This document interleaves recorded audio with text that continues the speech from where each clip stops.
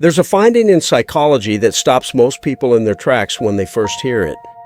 Researchers who studied chronic overthinkers didn't find that these people were processing more information than everyone else.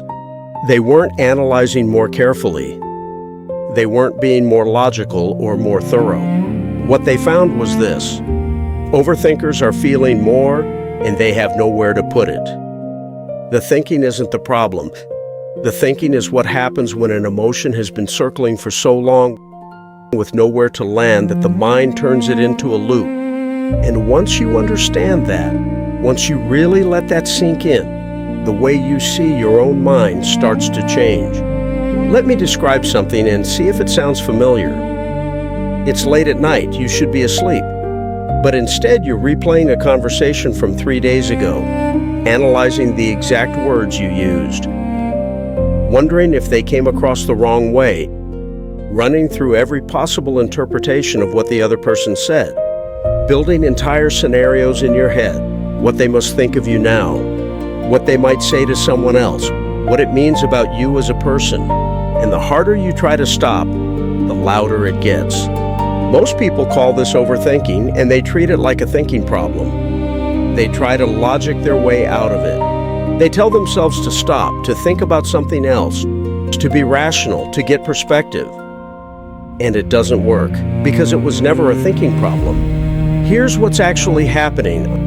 Underneath that loop, underneath the replaying and analyzing and catastrophizing, there is an emotion that hasn't been acknowledged yet. Maybe it's anxiety, maybe it's shame, maybe it's a fear that you said the wrong thing and now someone thinks less of you. Maybe it's something older than this conversation. A wound that gets activated every time a situation rhymes with something from your past. And the mind, trying to protect you, trying to do something useful with all that activation, turns it into a problem to be solved. Because solving feels more manageable than feeling. Thinking gives you the illusion of control. If I can just figure out what went wrong, if I can just find the answer, then the discomfort will stop. But the discomfort doesn't stop. Because the question was never the problem. The feeling underneath it was. There's a concept called emotional processing deficit. It describes what happens when a person hasn't developed the ability to fully experience and move through difficult emotions. And the research shows that people with high levels of overthinking consistently score higher on measures of emotional suppression, not because they're cold or unfeeling. Quite the opposite.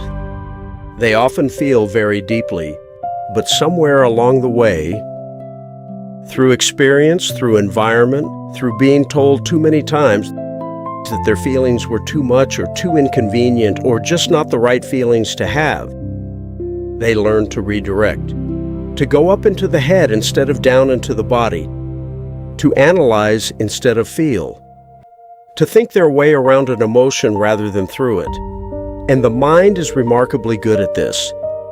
It can generate an almost infinite number of thoughts to keep you from sitting with something uncomfortable. New angles, new scenarios, new questions.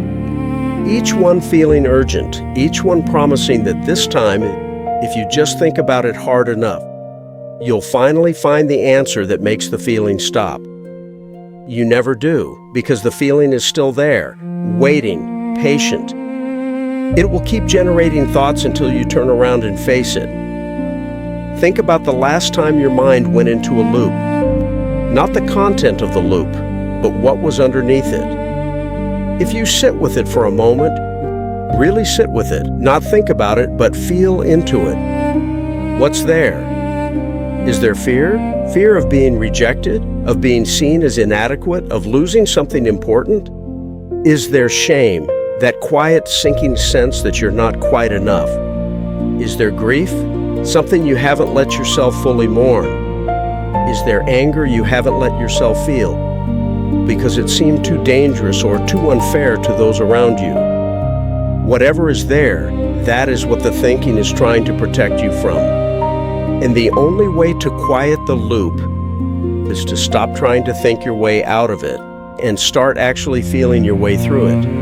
I know that sounds simple. It isn't. For someone who has spent years living in their head, dropping down into the body and actually sitting with a feeling can feel almost physically threatening. The discomfort is real. The urge to redirect, to pick up the phone, to start thinking about something else, to do anything except stay with what's actually there is powerful. But here's what the research consistently shows. Emotions, when allowed to be fully felt, move through faster than when suppressed.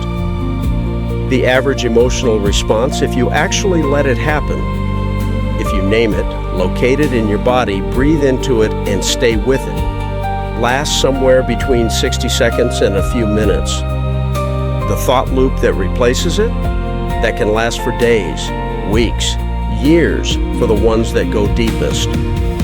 So the next time you catch yourself in a loop, instead of trying to find the answer, try asking a different question. Not, what went wrong? Not, what do they think of me? Not, what should I have said? But, what am I actually feeling right now? And then, don't answer it in your head. Feel for it in your body. Where is it sitting? Your chest, your stomach, your throat. What does it feel like? Heavy, tight, hollow, sharp? Give it a name if you can. And then just stay with it for a moment.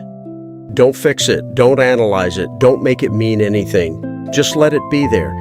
This is not a cure, it's a practice. And some feelings take longer than others. Some loops are connected to things so deep that working through them takes time, takes patience. Sometimes takes the support of another person or a professional. There's no shame in that. But what I want you to take from this today is one thing. Your mind is not broken. Your overthinking is not a flaw or a weakness or a sign that something is wrong with you. It is your nervous system doing the best it can with feelings that never got a safe place to land. And when you give those feelings somewhere to land, really land, not just be thought about, but actually felt, the mind finally gets to rest. Before you go, I want you to think about one thought loop you've been caught in lately. One scenario your mind keeps returning to. And instead of trying to solve it one more time, ask yourself what feeling might be underneath it. Just sit with that question. See what comes up. And if what comes up surprises you, that's exactly the kind of thing I want to keep talking about here.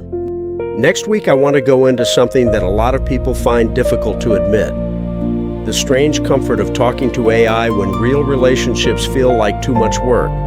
Why it happens, what it's really saying about us, and what to do when you notice it's become a pattern. If you've ever caught yourself preferring a screen to a person, that one's for you.